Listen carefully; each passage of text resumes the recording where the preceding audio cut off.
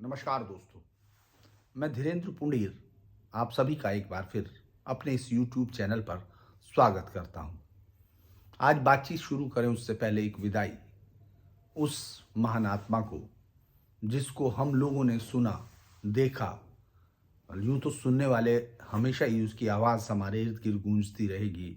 और ऐ मेरे वतन के लोगों जरा आंखों भर लो पानी, ये गीत नहीं है, क्योंकि इससे पहले बहुत सारे लिखा ये प्रदीप जी ने है, लेकिन इससे पहले इस तरह के बहुत सारे गाने फिल्म जो गाए गए या फिर फिल्म स्टार यानी सेलुलाइड की जो लाइफ है और आम आदमी के बीच की एक दूरी हमेशा से बनी रही। वो गायक हमेशा गायक बने रहे, लेकिन इस गाने की इसकी उस प्रस्तुति ने जो 1962 के वॉर में जो हमारे शहीद हुए थे उन लोगों के लिए जब ये गाया गया तो लगा जैसे एक राष्ट्र जो अंदर से कहीं रो रहा था, उसके उस रोते हुए को आवाज़ मिल गई, उसकी एक आवाज़ सामने आई। और उसके बाद लता दीदी फिल्मों में तो गाती रही, क्योंकि उन्होंने 1942 से उनका जो वो था कि सिंगर हैं, तब से सबसे छोटे बायोडाटा के तौर पर उनका एक ये था कि वो 1942 से गा रही हैं। तो लगातार 62 के बाद तो उनका और लंबा समय बना रहा, अभी तक वो गाती रहीं। कुछ साल पहले तक हमने उनकी आवाज़ को महसूस किया, सुना, जैसे उम्र उनके लिए नहीं थी। लेकिन कहते हैं कि यात्रा, जीवन एक यात्रा है, और हमारे ग्रंथों में कहा गया है कि हर एक शरीर एक यात्रा है, फिर वो नई यात्रा पर जाता है। तो मुझे लगता है कि उनकी आवाज़ को इतने दिनों तक हमारे बीच में रहना और उसको हम लोगों का सुनना इस बात की तरफ इशारा करता है कि हम लोग जो कहते हैं चमत्कार नहीं होते हैं, वो गला इसी तरह का एक चमत्कार था। उस गीत के बाद से वो हिंदुस्तान की आवाज़ बन के हर हर क्षणों को आप महसूस कर सकते थे। आप गुस्सा, विषाद, किसी भी तरह का अकेलापन, खुशी, झिझक, शर्म, एहसास, हर तरह का जो अगर हम उन एहसासों को किसी आवाज़ से मूर्त रूप देना चाहें, शब्द भले ही वहाँ किसी के थे, लेकिन वो आवाज़ आपको अपने साथ लेकर जैसे उसको पर्सोनिफाई कर देती थी, उस चीज़ को बता देती थी जिसको शब्दों में लिखा गया, वो स्वरों से उसको साध देती थी।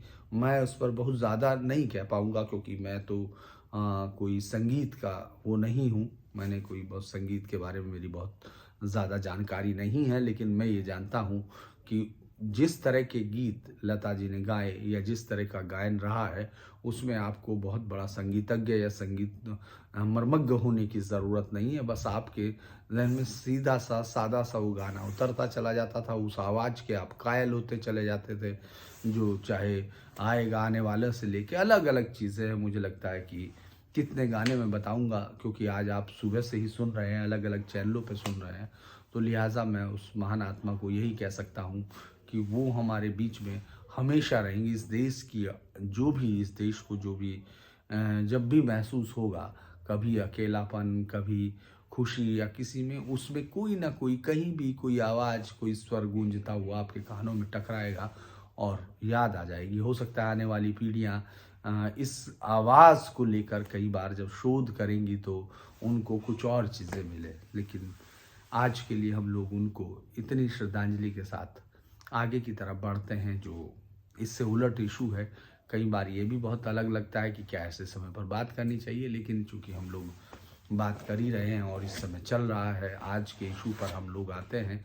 आज अलग अलग इशू पर मैं बात करूंगा। एक तो जिस तरह से मैं कह रहा था कि राकेश टिकैत या तमाम लोग किस तरह से वो ये समझते हैं कि दुनिया उनको, वो इतना मासूम बनते हैं या दुनिया को समझते हैं कि उनकी बातें समझ में नहीं आती हैं। बात ये नहीं कि वो क्या कहते हैं, क्योंकि मेरा काम तो उसको किसी भी पॉलिटिकल पार्टी के बारे में, किसी भी नेता के बारे में उसको सिर्फ समझना है, और उसको जो मेरी समझ है उसको आपके साथ शेयर करता हूँ जो लोग साथ बैठे। तो एक तो आज की जो राजनीतिक गतिविधियाँ थी, और उनमें सबसे इम्पोर्टेंट तो यही है जो टिकैत साहब ने प्रेस कॉन्फ्रेंस करके वो फिर कहा कि कुछ वो सामने आते भी नहीं, छुपते भी नहीं, मैं सामने आते भी नहीं। मतलब वो इस तरह के अंदाज में जो लगातार बात कर रहे हैं, और वो ये समझ रहे हैं कि वो सबसे बेहतर जो है प्ले कर सकते हैं या सबसे बेहतर नाटक वो कर सकते हैं, उस तरह से उस पर बात करेंगे। इसके अलावा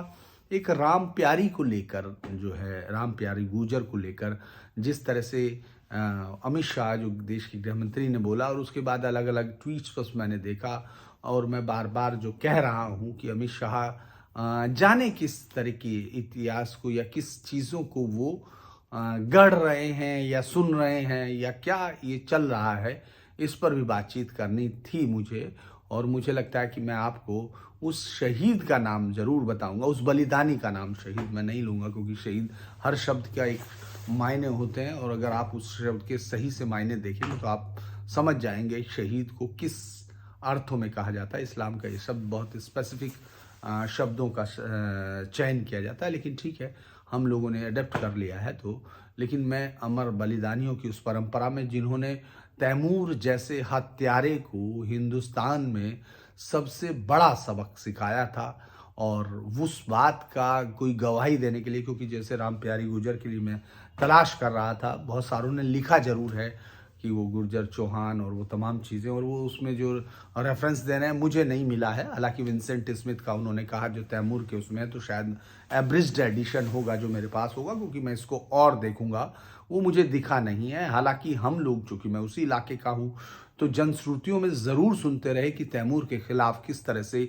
यहाँ किसानों की फौज खड़ी हुई थी, और उसमें तमाम जातियाँ थी। उसका इस्तेमाल किया जाता है 36 कौमें, हमारे यहाँ इसी तरह का शब्द इस्तेमाल किया जाता है। लेकिन आजकल बहुत ज़्यादा राजनीति में जो है जातियाँ नायकों को पन्ने से, मुझे लगता है इतिहास की किताब अगर कोई है तो उसके पन्ने फाड़े जाकर लेकर कोई अपने सीने में छिपाए भाग रहा है, और तुरंत जाकर अपनी जाति के मैप पर चिपका रहा है। इस तरह का एक माहौल, और ये उसी तरफ इशारा करता है कि जब आप इकट्ठा होने की कोशिश कर रहे हो, नेशन में जातियों पर बात न करके एक राष्ट्र के तौर पर मजबूत होने की प्रक्रिया होनी चाहिए। जिस तरह की एजुकेशन जो तैयार की गई थी, लेकिन लगता है जैसे कोई रास्ता हम लोग कहीं खोए बैठे हों, और उसमें अगर मैं कोई शब्दों का इस्तेमाल करूंगा तो उनको अन्यथा भी लिया जा सकता है। तो दूसरी बात हम लोग उन दो अमर बलिदानियों के लिए करेंगे जिन्होंने तैमूर को सबक सिखाया था, और वो भी इस तरह कि तैमूर ने अपनी ऑटोबायोग्राफी में उनको जगह दी है। मैं उस किताब के साथ ही आपको बताऊंगा, क्योंकि रेफरेंस का होना बहुत ज़रूरी है। उसके बिना मुझे लगता है कि हम लोग किस्सों को गढ़ते हैं, और अगर उसका कोई जनश्रुति हो तो दिखनी चाहिए। ऐसा नहीं कि आप अपने आप लिख के उसको, जैसे आजकल आप पत्रकारिता के रिकॉर्ड देख रहे हो, चूंकि जो एक पत्रकार कोई लिख देता है उसके बाद उसको उठा के दूसरा उठा लेता है, और इस तरह से वो रेफरेंस बन जाता है। इस तरह के रेफरेंस हमको, मुझे लगता है कि बचना चाहिए। तो आज की शुरुआत करता हूँ मैं। आज बड़ा इंटरेस्टिंग हुआ, वेस्टर्न यूपी ही चुनाव का केंद्र है, तो वेस्टर्न यूपी में ही चल रही है चुनाव की। तो आज संयुक्त किसान मोर्चे ने जो है मेरठ में एक रैली वो की, प्रेस की, और उन्होंने कहा, राकेश टिकैत जो है उसमें थे, फिर उसके साथ आपके ये अपने हानन मोला जो थे कम्युनिस्ट पार्टी के, और आपके योगेंद्र यादव, ये तमाम लोग वो हैं जो राजनीति में होके आ चुके हैं, और इनके लिए 900 चूहे जो है, मुझे लगता है शब्द सही नहीं होगा, कुछ से ज़्यादा कुछ सोचना चाहिए, वो सब चीज़ों को इस्तेमाल कर चुके हैं। लेकिन उन्होंने कहा ये गैर राजनीतिक है, ये भी ध्यान रखिए आप। इतना खूबसूरत अंदाज आपको नहीं मिलेगा, मुझे भी नहीं मिलता है। संयुक्त किसान मोर्चा ने कहा कि किस आंदोलन करने वाले किसान गुस्से में हैं।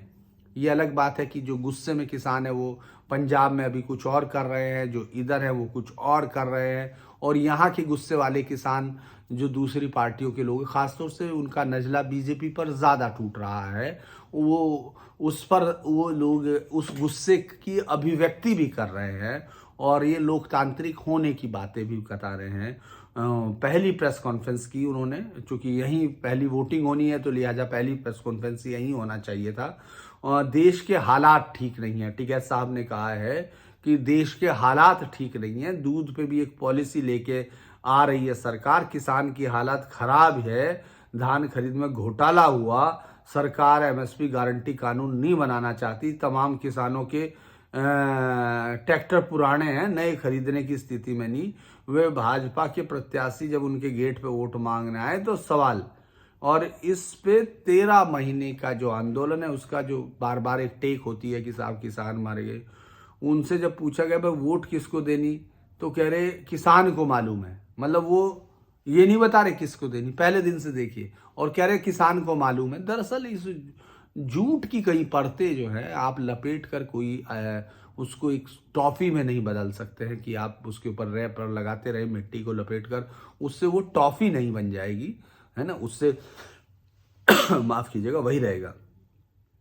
वेस्ट यूपी में बीजेपी के लीडर आ रहे हैं, क्या इस देश में एक ही बिरादरी है, उसे ही टारगेट किया जा रहा है।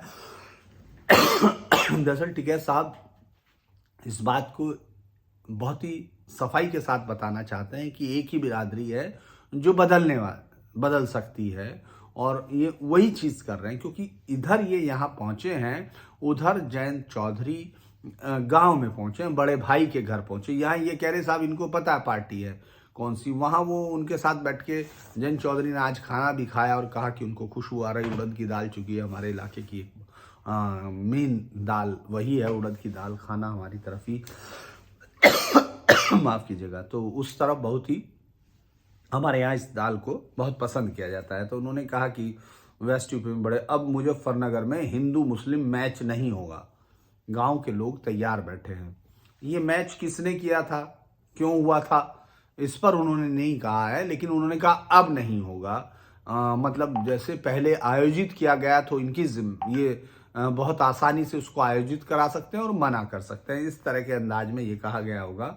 मोदी सरकार पूरे देश की जमीन हड़पना चाहती है, किसान उनसे। अब योगेंद्र यादव पूरी जिंदगी में ये सबसे बेहतरीन मुझे नेता लगते हैं जो बहुत ही धीमे बोल के, जिन्होंने तमाम किस्म की राजनीति करके चुनाव में वार्ड मेंबरी तक नहीं ये शख्स जीत सकते हैं। मुझे लगता है कि अगर इनका खुद का 2 लोगों में भी चुनाव कराया जाएगा तो भी इनको वोट ना मिले। मुझे लगता है उसी तरह का एक वो जो है ये उस तरह के लीडर है। फिर इन्होंने चिट्ठी लिखी है, आंदोलन के बारे में बताया है करोड़ों को, और मीडिया के सहारे हम अपनी बात एक एक जो है देना चाहते हैं। और ये भी कहते हैं प्रधानमंत्री ने एक शब्द भी किसानों की शहादत पर नहीं बोला है। 2017 विधानसभा चुनाव में किसानों के साथ किए गए वादों से सरकार पलट गई। सभी किसानों का लोन माफ होगा, लेकिन हुआ सिर्फ 40 लाख का। गन्ने का पेमेंट 14 दिन में दिलाने का नहीं पूरा हुआ, यानी गन्ने का पेमेंट भी हुआ, 40 लाख लोगों के ऋण भी माफ हुए हैं। धान गेहूं एमएसपी पर नहीं खरीदा गया, आवारा पशु नहीं पकड़े गए। और उन्होंने कहा कि जिस जाति का नाम, हम कोई जाट संगठन नहीं चलाते, जो मैं आपको बार बार कह रहा हूं, वो चीजें आपको अपने आप सारी चीजें इतिहास में लिखी रहती हैं, जो हम बोलते हैं वो भी इतिहास हो जाता है, या जो अगर आप उसका रेफरेंस ढूंढते हैं। उन्होंने कहा मुजफ्फरनगर में जिस जाति का नाम 1 महीने से लिया जा रहा था, हम कोई जाट संगठन नहीं चलाते। मुजफ्फरनगर में हिंदू मुस्लिम और जिन्ना का मैच पश्चिम की धरती में, मुजफ्फरनगर धरती पर नहीं खेला जाएगा, उसका इलाज कर देंगे। जो भी खेलना चाहेगा वह मैच, या जो बयानबाजी कर रहे वो मैच, यहाँ ये इलाज करना, बहुत ही गोला लाठी देना, इलाज करना, ये बड़े मुंह लगे हुए शब्द हैं। और इससे जो मीडिया है वो बड़ा खुश होता है। दिल्ली का मीडिया जो हिजाब पर या दूसरे नकाब पर या दूसरी शरिया आधारित कानूनों की पक्ष में मुंह खोल कर बात करता है, जिसको ये मालूम है कि गांधी बेचारे जन्नत नहीं जा सकते तमाम कोशिशों के बावजूद, इस तब पर उनको कोई वो नहीं लगता। लेकिन वो इस तरह की गोला लाठी देना क्या होता है, हिसाब देना क्या होता है, जवाब दे देंगे, इलाज करना क्या होता है, ये है। और फिर उन्होंने कहा मुख्यमंत्री के गर्मी वाले 15 दिन से ये उसी पर ट्रायल कर रहे हैं, मतलब ये उस मैच को नहीं होने देंगे इसलिए ट्रायल कर रहे हैं, उसी पे पेंट करके नया मॉडल ला रहे हैं। मुख्यमंत्री के गर्मी के बयान पर उन्होंने कहा कि उन्हें सिर्फ विकास काम की बात करनी चाहिए। ये चलते फिरते आदमी की भाषा है, ये दूसरे आदमी की भाषा पर बहुत ही अच्छा इनको मुख्यमंत्री संत आदमी है, उन्हें भाषा नहीं, विकास कार्य, गाड़ी पे हमले नहीं, उससे सवाल जवाब करने चाहिए, इस करें। मुख्यमंत्री किसी के पार्टी का प्रचार ना करें। ये पता नहीं ये दरअसल ये आदमी क्या करते हैं। इन्होंने कहा ये पुजारी लगते हैं, वेशभूषा से लगते हैं, बलि वाले हैं, मतलब ये बलि देते हैं। फिर एक और बड़ा इंटरेस्टिंग बयान था कि इन्होंने बिहार में लालू प्रसाद को तोड़ा, मुलायम सिंह के परिवार को तोड़ा, गुजरात में करा, और इसके बाद जो है ये सारी कहानियां एक के बाद एक टिकैत ने सुनाई। फिर जयंत चौधरी पहुंच गए हैं, नरेश चौधरी, नरेश टिकैत के यहाँ, वहाँ से भी यही कहा जाएगा और आपको इन सब पर यकीन भी कर लेना चाहिए। ये अलग बात है, चौधरी राकेश टिकैत इसी पार्टी के सिंबल पर चुनाव लड़े आरएलडी के, और फिर उस वक्त भी जो उस सीट से लड़े खतौली में, जहां सीट पर जाट मतदाता हैं, जो पहले ये तय किया करते थे कि साहब वो कौन जीतेगा। मैं ये अखबारों के शब्दों का इस्तेमाल कर रहा हूँ, मैं नहीं, क्योंकि मेरा आज भी मानना ये है कि ये इतनी बड़ी संख्या में सिर्फ छपरोली के अलावा अभी तक कोई सीट को ये साबित नहीं कर सके हैं कि एक जाति अपने दम से कोई एक सीट यहाँ से जिताती हो वेस्टर्न यूपी में। ऐसी कोई सीट नहीं है। हालांकि मैं बहुत सारे जो चलताऊ चैनल जिनको लोग बहुत बड़ी तादाद में देखते हैं, जिनको, उनको भी देख रहा था, कौन सा टॉप है वो भी यही बता रहे थे कि 17% आबादी वेस्टर्न यूपी की है और 40 सीटों पर ये तय कर देते हैं कौन जीतेगा कौन हारेगा। ये आप रोज देखते हैं, इसलिए जब मैं रोज बोलता हूं तो मुझे लगता है कि ये रिपीटिशन होता है, जिससे बहुत सारे लोग टिप्पणी भी कर देते हैं कि आप इशू को कहीं और ले जाते हैं और भटक जाते हैं। ऐसा नहीं है, चूंकि हम लोग चुनाव पर बात करते हैं और चुनाव में एक शब्द नहीं होता, और जीत के लिए भी हो सकता है आप सब लोगों को, मैं इस बात से बहुत सारे लोग नाराज हो जाएं, लेकिन मैं जो फील्ड में मुझे दिख रहा है मैं वही बोलता हूं। मैं ये नहीं कि जो आप सुनना चाहते हैं वो नहीं बोलता हूं। बहुत सारे लोगों को लगता है कि सच बोलने से बेहतर है कि मैं ये बोल दूं कि ये हो रहा है, ये होता हुआ मुझे नहीं दिखता, जो मैं उसको नहीं बोलता हूं। तो ये जो बातें मैं कर रहा हूं कि क्यों इस तरह का, क्योंकि ये लगता है, मैं आपको उन किताबों का रेफरेंस दे सकता हूं कि ये सिर्फ एक डिजाइन की तरफ बढ़ने की कोशिश थी, क्योंकि जो हरित प्रदेश का जो मांग थी उसको जिस गठबंधन की आप बात कर रहे हैं, जिस गठबंधन को आप देखना चाहते हैं, तो ये ऐसा नहीं है कि सिर्फ चुनाव के लिए कोशिश की जा रही है। बहुत दिनों से जो एक प्रदेश को, मतलब उत्तर प्रदेश को जो टुकड़ों में बांटने की बात थी, उसमें हरित प्रदेश ये जो आंदोलन चलाया था, जिसका कोई नाम लेवा पानी देवा नहीं था, कुछ लोगों को, वो भी जाट बिरादरी के कुछ लोगों की गाड़ियों पर, आपको माफ़ कीजिएगा अगर बहुत सारे किसी मेरे जाट दोस्त को अलग लगे, मैं सिर्फ वो भी ये जानते हैं कि उसकी गाड़ी पे लिखा हुआ ऐसे बने हुए नक्शे के अलावा उसका कोई वजूद नहीं है। कुछ लोगों के लिए, चूंकि जब सरकारें राजनीति करती हैं तो ऐसे शब्दों को वो उठा लेती हैं और उनका इस्तेमाल अपने हिसाब से करती हैं, लेकिन इस शब्द को अभी किसी ने उठाया नहीं है। लेकिन ये अभी की मांग नहीं, जब चौधरी चरण सिंह राजनीति किया करते थे उस वक्त भी इसको लेकर, यहाँ तक कि जो कमीशन आया था, जो इंग्लिश कमीशन था, जब वो हुआ, और पुनर्गठन में भी जो कमीशन था उसमें भी इसको लेकर बहुत सारे प्रस्ताव दिए गए थे कि साहब इसको बनाया जाना चाहिए। हालांकि उस वक्त भी एक किताब पॉलस ब्रार की किताब है जिसमें इस बात की तरफ बताया गया कि ये संभव नहीं है, और उसमें जो लेकिन एक जिद है, क्योंकि उससे लगता है कि शायद उनको एक वो मिल जाएगी, एक बड़ी, ये चरण सिंह और कांग्रेस राजनीति, एक भारतीय राजनीतिक जीवन 1957 से 67 तक का है ये। अगर आप इसको पढ़ना चाहेंगे तो इसमें बाकायदा ये पूरी डिटेल्स दी गई हैं कि कैसे ये जो है पूरा का पूरा, ये Paul R Brass professor emeritus है पॉलिटिकल साइंस के यूनिवर्सिटी ऑफ वाशिंगटन, इन्होंने ये बुक लिखी थी। तो इसमें कांग्रेस की राजनीति और जो टिकैत, वो माफ कीजिए, चौधरी चरण सिंह इस डिवीजन के वक्त, उस समय शुरुआत में उनके सीधे वो नहीं मिला, लेकिन जो उनके करीबी थे, जो मेरठ से विधायक थे, एक दुबलिस साहब थे, एक फतेह सिंह राणा साहब थे, ये लोग कंटिन्यू जो उनके करीबी थे, जो उनके लोग थे, ये इस डिवीजन के लिए मांग करते रहे ताकि एक जाट आबादी को पूरी तरह से यहाँ एक बड़ा वो हिस्सा मिल सके। ये कोशिश की जाती, लेकिन उसके बाद हरियाणा बन गया, ये अलग चीज़ है। मेरा संदर्भ सिर्फ राजनीति है कि क्यों ये एक गठबंधन बेहतर दिखाई देता है, क्योंकि मुस्लिम्स में से कुछ आवाजें आई थी कि ये ताज प्रदेश होगा, अगर ये बनता है तो ताज प्रदेश होगा। लेकिन मैं 2011 में लिखी गई इस किताब में, काफ़ी अच्छी किताब है, इसको आप अगर लेना चाहेंगे तो ले लीजिएगा। ये बहुत ही कुछ आपका वो करेगी, साफ करेगी बहुत सारी चीज़ें। तो मुझे लगता है कि आपको ये देखना चाहिए कि आखिर इस किताब में और अभी जिस तरह की राजनीति चल रही है उसमें कितना सामंजस्य लगता है कि जैसे राजनीति घूम फिर के उसी जाति पर जाकर टिक जाती है। और इसी किताब में जो मैंने आपको बताया उस सब को मैंने यह भी पढ़ा है। मैं आपको बता दूं, जो मैं आपको बता रहा था कि जो यादव और तमाम लोगों के नेता के तौर पर वो उभर रहे थे और बाद में ये मुलायम सिंह यादव संभाल लिए उस पूरी विरासत को, और इधर गुजरों में यशपाल सिंह और हुकुम सिंह और इस तरह के लीडर्स ने संभाल ली। तो ये आपको पूरा मिल जाएगा जो मैं कह रहा था। बहुत सारे लोगों को अजीब लगा था, लेकिन ये चूंकि फैक्ट है।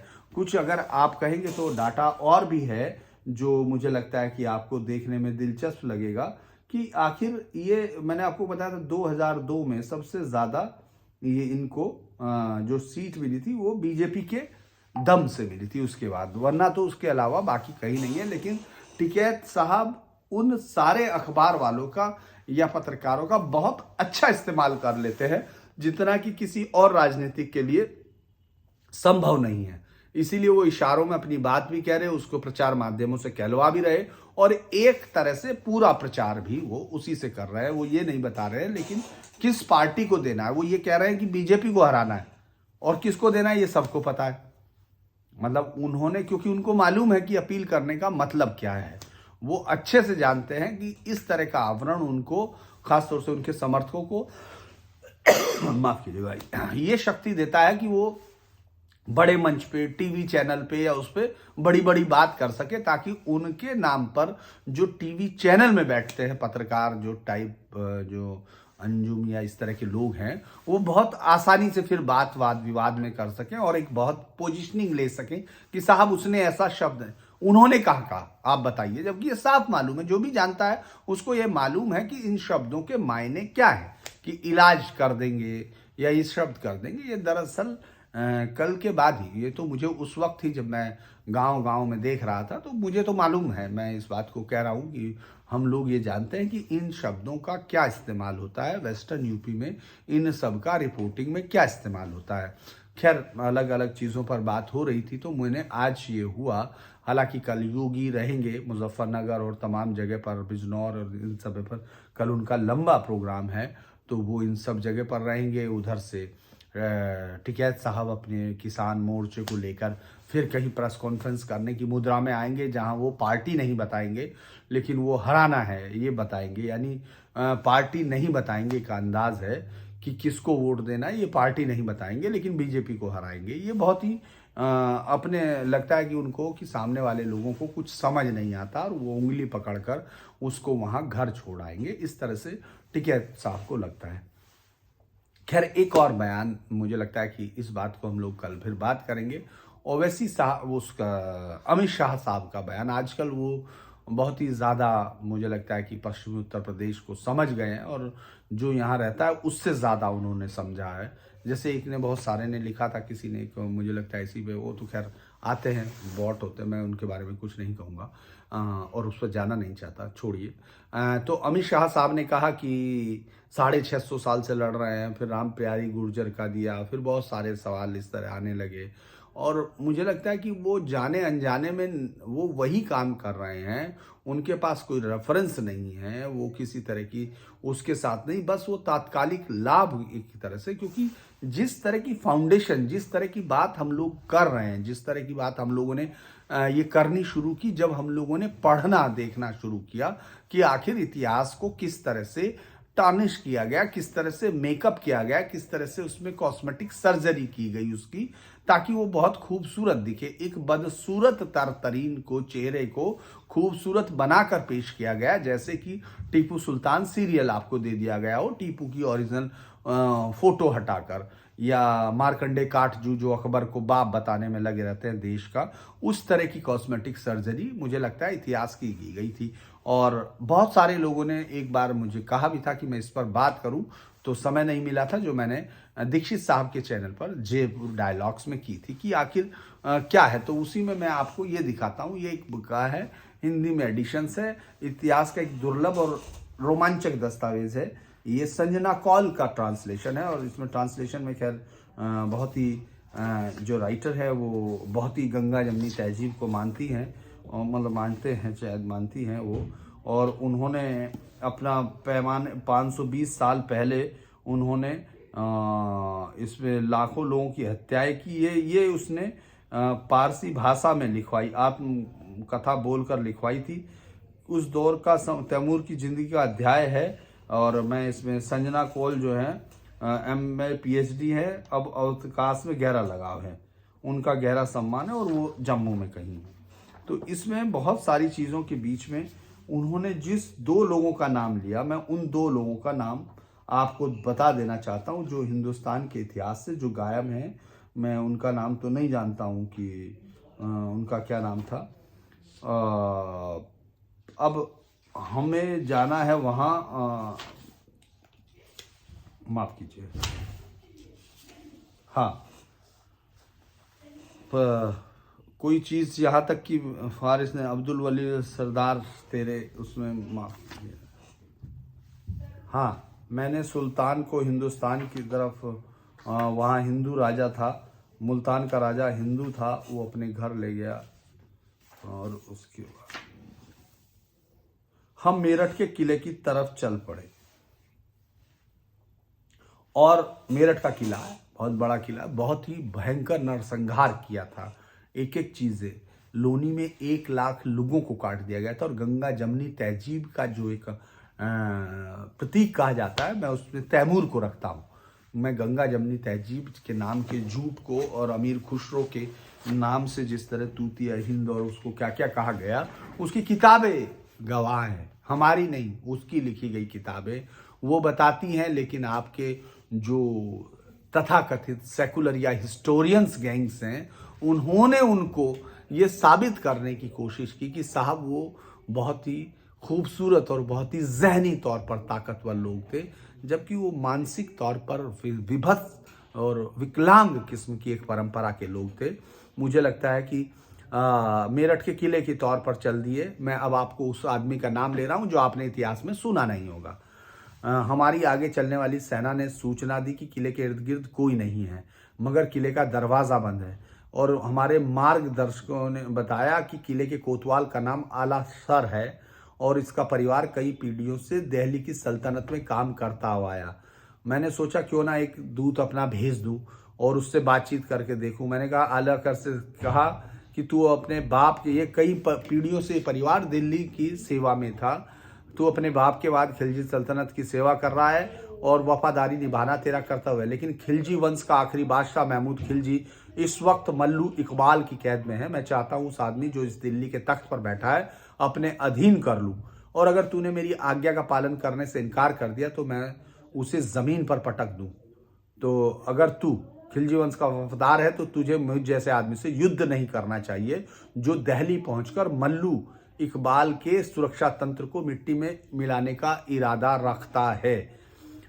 इसमें मैं आपको बता दूं कि तैमूर के बेटे को यहीं कत्ल किया गया था वार में। तैमूर के बेटे को, तैमूर लिख रहा है, ये किताब तैमूर की आत्मकथा है।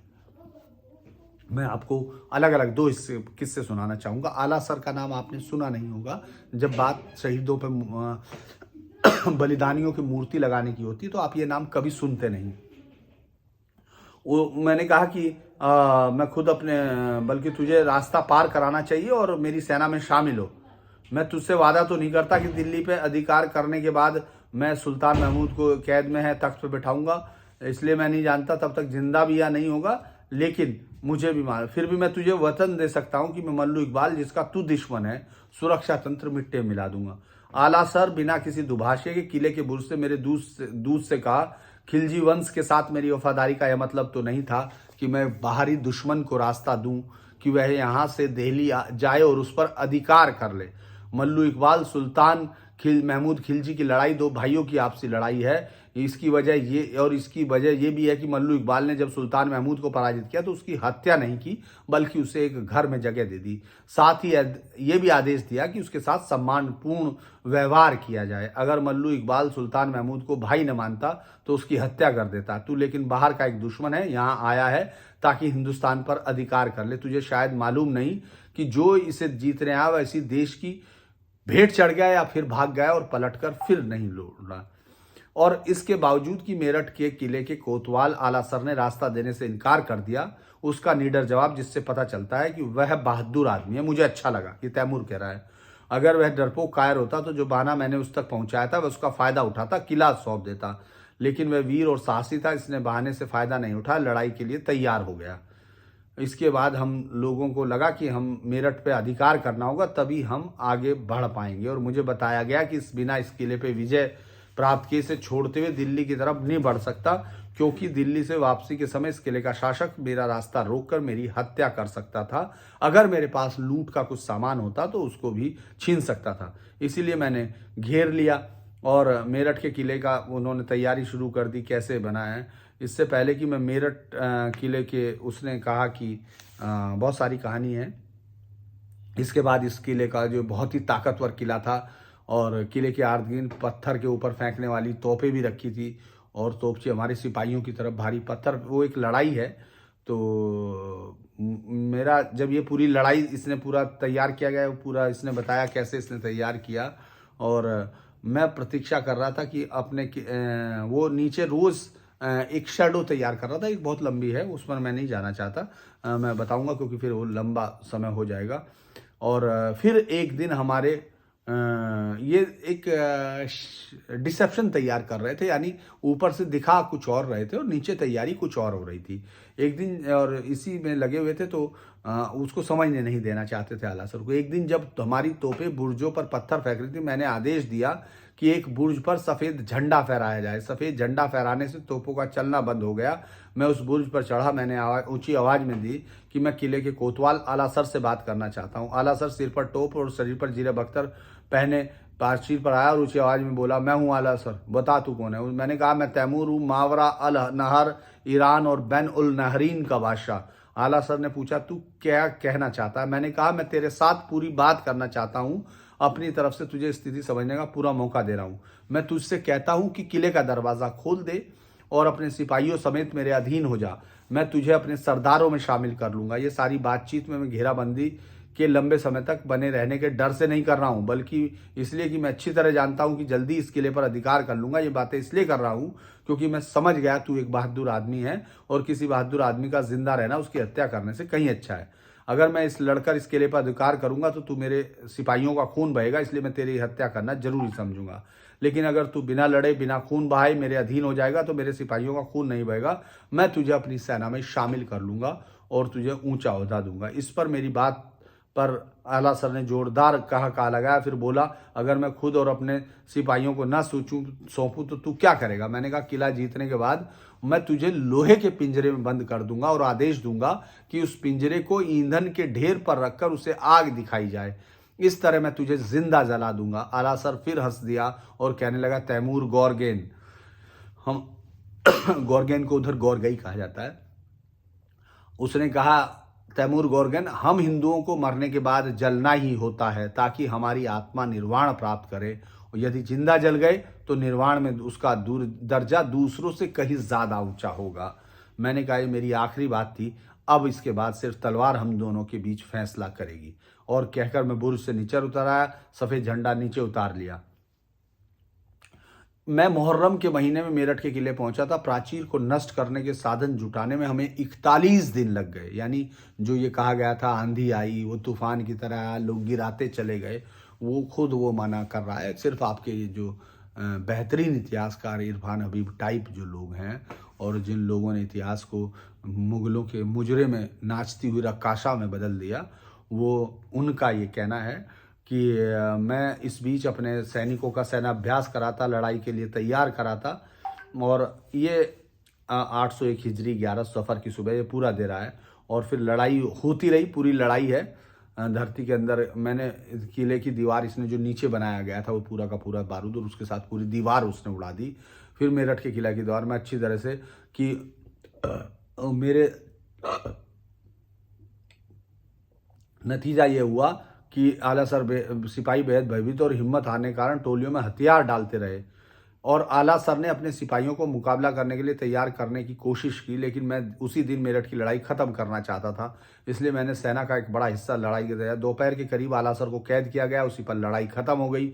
मैंने आला सर के सिपाहियों को, मारे हुए सिपाहियों की लाशें किले से बाहर निकालने का और बाहर काम पर लगाया। मेरठ का किला सामरिक किला था, बढ़इयों, लोहारों, सुनारों के हर तरफ से काम आने वाले औजार थे।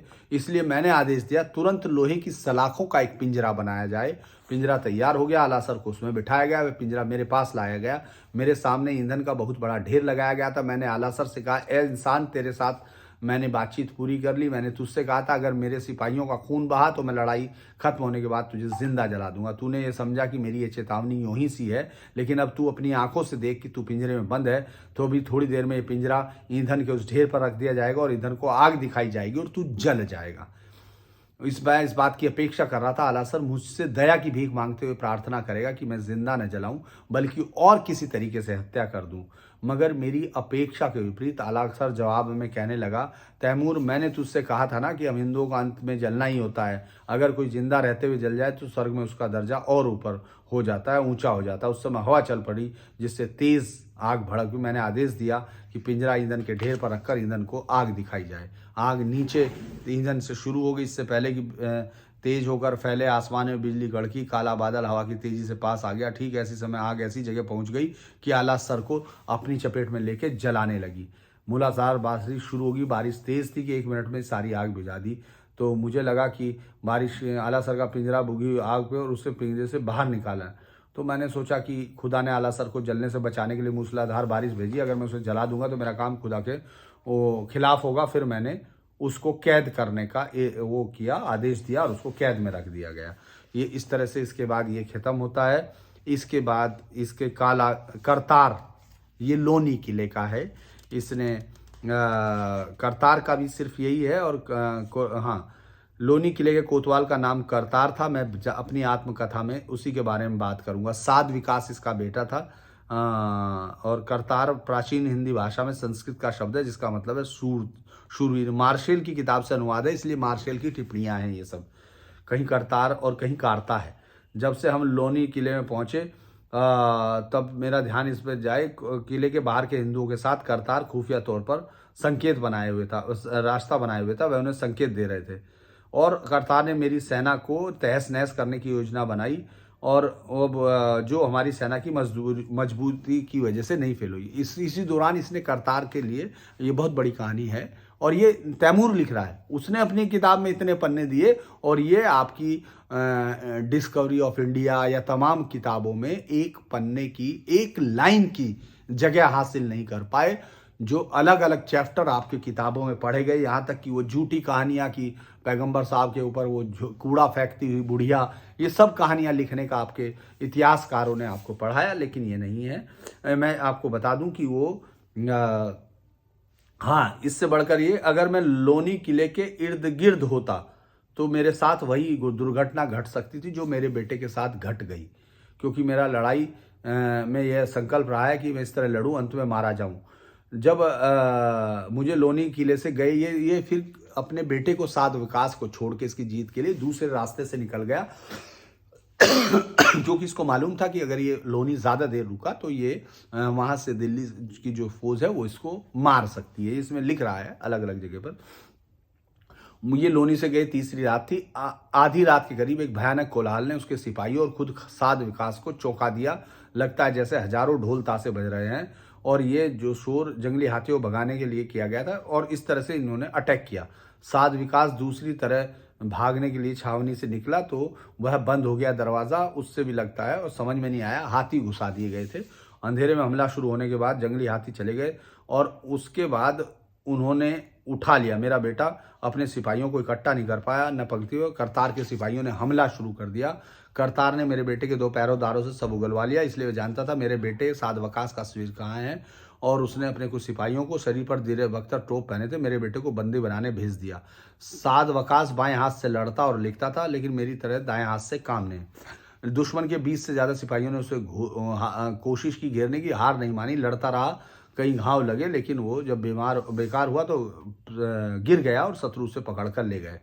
और करतार को सूचना मिली तो उसने साध वकास को बंदी बना लिया और कहा कि अब सिपाहियों से कि अब लड़ाई बेकार है, वो बंदी है। लेकिन मेरे सिपाही हिंदी भाषा नहीं जानते थे, इसलिए कुछ नहीं समझ सके। उन्होंने लड़ाई जारी रखी। तो उन्होंने इसलिए ऊंची आवाज़ में कहलवाया गया और उसकी भाषा में, और इस तरह वो पकड़ा गया, साध वकास पकड़ा गया। तो करतार ने मेरे घायल बेटे को बुलाया और उससे कहा कि अपने बाप तैमूर के नाम चिट्ठी लिख, जिसमें कहा गया है कि अपनी सेना के साथ देश से निकल जाए, नहीं तो उसकी हत्या कर दी जाएगी। साद वकास ने जवाब दिया, तू देख नहीं रहा मेरा हाथ बेकार हो गया, मैं इस तरह से चिट्ठी नहीं लिख सकता। उसने कहा, तेरा दायां हाथ तो ठीक ठाक है, तू चिट्ठी लिख सकता है, तो मुझ पर झूठ बोलने का आरोप, मतलब आधी दुनिया के बादशाह तैमूर का बेटा झूठ नहीं बोलता। तब करतार ने दुभाषी के सारे बातचीत हो रही थी कि तू अपनी कोई खास निशानी दे ताकि तेरा बाप समझ जाए कि ये चिट्ठी तेरी तरफ से लिखी गई है और चिट्ठी लिखने का काम है किसी और को। साध विकास ने कहा कि मान ले मैं एक खास निशानी देता हूँ और तू मेरी तरफ से बाप को चिट्ठी लिख देता, तो तू क्या समझता है मेरा बाप अपनी सेना लिए वहां से वापस चला जाएगा? करतार बोला, क्या तेरे बाप को तुझसे प्यार नहीं? साध वकास ने कहा, अगर मेरी हत्या की जाती है तो मैं उसका कोई पहला बेटा नहीं हूं जो मारा जाएगा। इससे पहले उसका एक बेटा जो मुझसे बड़ा था मारा गया हो।